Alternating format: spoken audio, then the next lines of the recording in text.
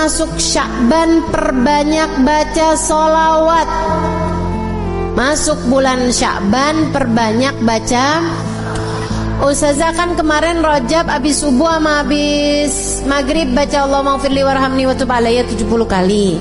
Lanjutin apa enggak? Enggak usah. Jadi itu memang bacaan khusus untuk bulan Rajab. Gantinya apa Ustazah? Balik aja kayak yang dulu-dulu. Maksudnya habisnya sholat ibu biasa baca zikir kan? Apa itu? Udah langsung aja. Tapi sisanya hari-harimu perbanyak baca sholawat. Kenapa gitu?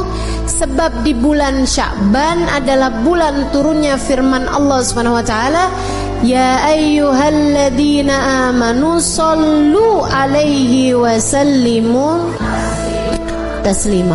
Wahai segenap umat yang beriman, bersolawatlah kalian kepada Nabi Muhammad dan ucapkan salam kepadanya. Bulan Sya'ban ini adalah bulannya solawatan. Dan memang bulan Sya'ban ini para ulama menyebutnya sebagai syahrut tahliyah, bulan berhias. Bulan bikin kita jadi kelihatan, jadi tambah cakep. Dan gak ada yang bisa bikin kita jadi tambah cakep kecuali kalau kita deketan sama orang yang cakep.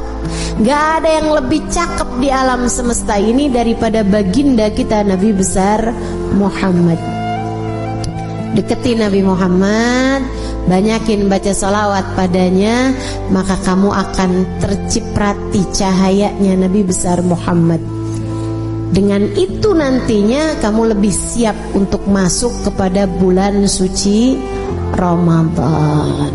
Teman-teman sekalian, malam nisfu Sya'ban 14 malam 15 itu insyaallah akan terjadinya pada malam Jumat tanggal 13 Februari, hari Kemis malam Jumat tanggal 13 Februari gitu ya, malam nisfu Sya'ban, namanya Lailatul Barat gitu ya, malam Lailatul Furqan, malam pemisah nasib-nasib manusia. Kata Allah Subhanahu wa taala dalam Al-Qur'an, a'udzubillahi minasyaitonirrajim. Yamhullahu ma yasha'u wa yuthbit wa 'indahu ummul kitab. Allah Subhanahu wa taala menghapuskan apa yang telah tertulis di Lauhil Mahfuz atau menetapkannya. Apa yang telah tertulis dari nasib-nasib kita di Lauhil Mahfuz, ada yang ditulis, ada yang ditetapkan, ada yang dihapus. Nabi Muhammad ketika menceritakan tentang ayat tersebut, kata Nabi Muhammad, dzaka lailatun nisf min Sya'ban. Kejadian revisinya, isinya Lauhil Mahfuz itu terjadi pada malam nisfu Sya'ban. Innallaha yanzur fi lailatin nisf min Sya'ban fayaghfir illal musyrik wal mudmin wal musyahin. Kata Nabi Muhammad, Allah memandang hamba-hambanya pada malam nisfu Sya'ban. Kemudian Allah mengampuni hamba-hambanya kecuali yang musyrik, kecuali yang pecandu, minuman keras ataupun narkoba dan jenisnya. Mudah-mudahan Allah selamatkan keluarga kita semuanya dari hal-hal yang semacam ini insyaallah. Kemudian wal musyahin, yang di hatinya masih menyimpan dendam permusuhan kepada sesama hamba Allah Subhanahu wa taala. Itu sisanya Allah ampuni. Itu malam penting, malam nisfu Sya'ban, malam perubahan nasib. Ibu, malam revisi nasib. Nah ini nih, pada setiap tahun itu Allah punya malam revisi. Jadi Allah Subhanahu wa taala ada yang netepin, ada hapusin apa yang telah tertulis di Lauhil Mahfuz dari nasib-nasib kita sekalian, dari rezeki kita, dari keadaan kita hidup di dunia nih. Kemudian lagi termasuk darinya adalah masalah kematian kita, husnul khatimah ataukah su'ul khatimah. Karenanya di malam nisfu Sya'ban kita diajarkan oleh para ulama-ulama kita untuk membaca Yasin 3 kali dengan niatannya masing-masing.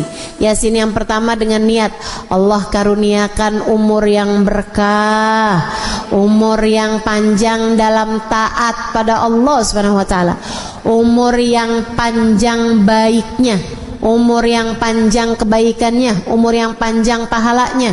Bukan asal umur panjang waktunya, bukan, tapi yang minta kita panjangin, yang kita minta Allah panjangkan adalah panjang pahalanya, panjang berkahnya, panjang manfaatnya, panjang kebahagiaannya. Mau nggak panjang umur di atas tempat tidur terus? Nggak mau kita, nggak mau. Makanya kita minta pada Allah Subhanahu Wa Taala umur yang berkah, umur yang dalam taat pada Allah Subhanahu Wa Taala.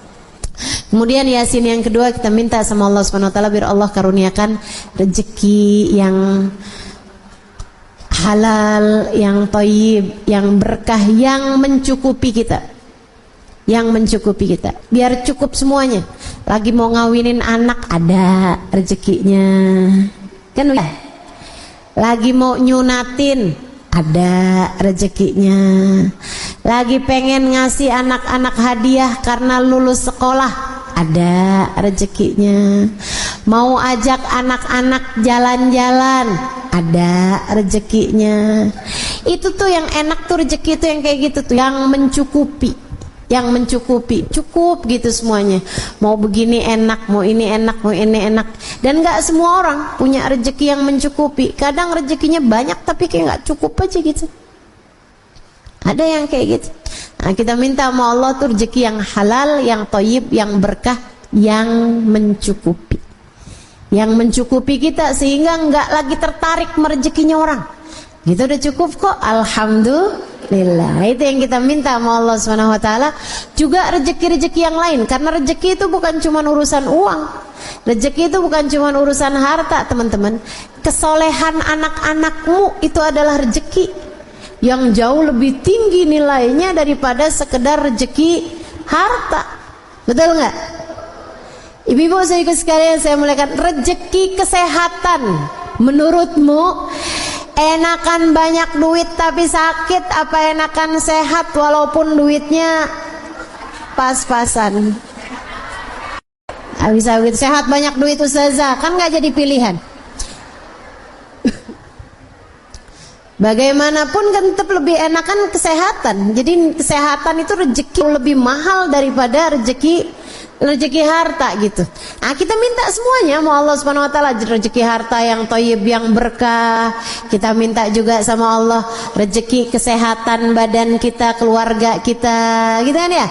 Kita minta juga sama Allah kesolehan diri kita, kesolehan keluarga kita, jadi ahli taat semuanya, jadi ahli ibadah semuanya, insya Allah. Kemudian Yasin yang ketiga, kita minta sama Allah Subhanahu wa taala, ini yang paling penting dalam kehidupan kita, yaitu dengan niat semoga Allah karuniakan kepada kita kematian dalam husnul khatimah, biar mati di saat iman begitu kuat dalam hati kita.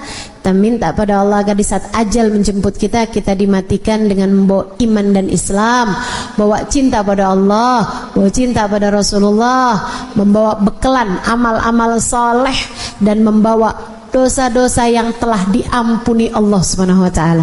Jadi pulang nggak pakai bawa dosa lagi, karena semua dosa-dosanya telah diampuni Allah Subhanahu wa taala. Itu yang kita minta pada Allah Subhanahu wa taala, itu yang kita harapkan dari Allah Subhanahu wa taala. Jadi nanti malam nisfu Sya'ban kerjakan apa yang tadi telah saya sampaikan, baca Yasin 3 kali. Habisnya nisfu Sya'ban, yang gak biasa puasa sunnah gak boleh lagi puasa sunnah. Tapi yang masih punya hutang puasa wajib tetap boleh mengerjakannya sampai di hari terakhir Sya'ban sekalipun. Hutangmu dari puasa Ramadan yang lalu harus dibayarkan sebelum datangnya bulan suci Ramadan.